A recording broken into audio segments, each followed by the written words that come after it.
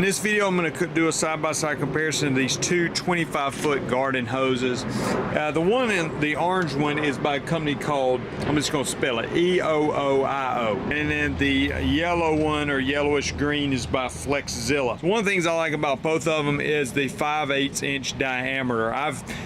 There are larger hoses out there that are 3/4 inch, but there's also small ones. The 5/8 to me is a good size to give you good water flow. Now, obviously, a lot of that's going to depend on the water pressure. But the other thing I like about these, and they're both feel like very similar material. I would describe it, I'm just, as I touch the hose here, I like super heavy duty rubber. You can see here it's described as a hybrid water hose. So they're not like the super thick rubber. Same time, they're not like real thin mesh.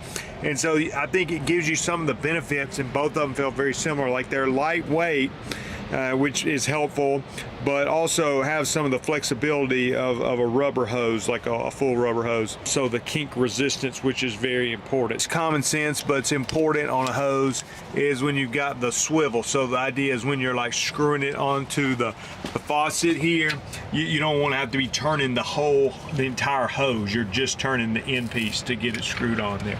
So let me just turn them on. I'm going to go ahead and test both of them out for you. We got the Flexzilla hooked up right now. Pretty good water pressure, kind of 5/8 inch diameter.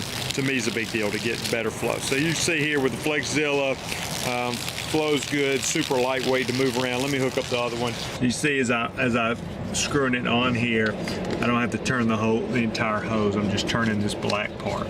So that is convenient. Let's turn it on. Of course, we don't want any leaking right here. That's great. I will say the orange one did come with some extra gaskets in case you need an extra gasket. And you can see here, very similar water flow also with that 5/8 inch diameter. So I have no problem recommending both of these. Lightweight, kink resistant, and good water flow with the 5/8 inch diameter. Hope this video is helpful for you.